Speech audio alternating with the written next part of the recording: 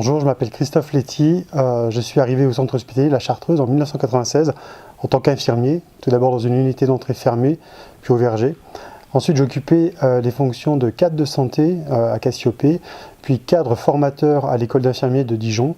Enfin, j'ai intégré la direction des soins comme adjoint au directeur des soins, cadre supérieur de santé, puis responsable de la formation continue depuis 5 ans.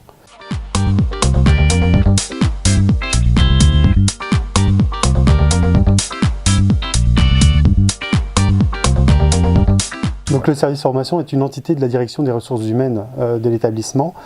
Donc sa mission principale est de mettre en œuvre la politique formation décidée au sein de l'hôpital. Avant tout, la politique formation s'inscrit dans 3 dimensions. Un cadre institutionnel, c'est-à-dire tout ce qui va être de l'obligation de formation en lien avec la haute autorité de santé, la certification, la sécurité.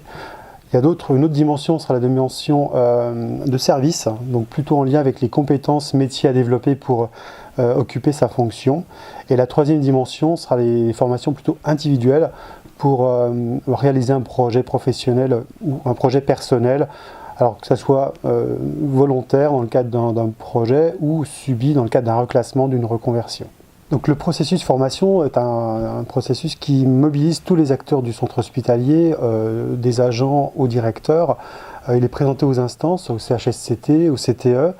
Il est travaillé en commission de formation avec les partenaires sociaux. C'est un vrai levier de qualité de vie au travail parce qu'au travers de la formation, on peut se sentir bien dans son travail et aussi dans sa vie personnelle. À ce sujet, donc, le service formation accueille tous les agents de l'hôpital pour les aider à construire le projet, trouver les modalités de financement, de prise en charge. Donc, c'est un peu le service des possibles où on est là pour aider et accompagner les personnes. Donc, quelques chiffres pour illustrer l'activité du service formation. En 2017, par exemple, nous avons organisé 4500 jours de formation pour le personnel, avec un taux d'accès à la formation qui est très élevé, qui est de 85%. Dans la fonction publique hospitalière, ce taux est de 56%, donc on est vraiment dans la moyenne très très haute. Autre chiffre important, 140, c'est le nombre d'actions que nous avons conduites sur l'hôpital, ce qui permet aux gens d'avoir un accès facilité, ne pas avoir à se déplacer pour accéder à la formation. On a aussi une trentaine de formateurs internes qui animent des formations sur la thématique du suicide, de la prévention des risques, du droit des patients. Et ça, c'est aussi un atout très très important pour le centre hospitalier de La Chartreuse. Parmi nos activités, une activité qui est importante actuellement, c'est la traduction des besoins de formation dans un catalogue, un guide formation que nous éditons chaque année. Ce guide comporte aujourd'hui à peu près 120 fiches qui recouvrent les besoins dits institutionnels de l'hôpital. Alors néanmoins, chaque agent a tout à fait la possibilité de choisir une autre formation dans les catalogues en fonction d'un besoin spécifique ou vraiment un besoin de niche.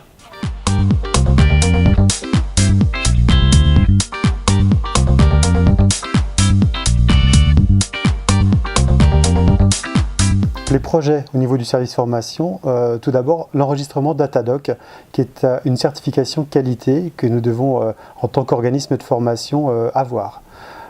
En deuxième point, donc développer des outils pédagogiques innovants, notamment la simulation en santé mentale et les serious games. Nous allons aussi réaliser une enquête, un audit, pour voir l'impact des formations sur les pratiques soignantes. Et enfin, développer l'activité de conseil en évolution professionnelle afin d'accompagner les agents dans leur parcours dans le cadre de la réforme de la formation. C'est un service qu'on pourra apporter très prochainement. La finalité de ces projets sera avant tout de professionnaliser l'activité du service formation et notamment de devenir un acteur incontournable au sein du GHT. Et aussi en local, de continuer d'être un acteur de proximité à l'écoute des agents et connecté avec les besoins de l'institution et du personnel.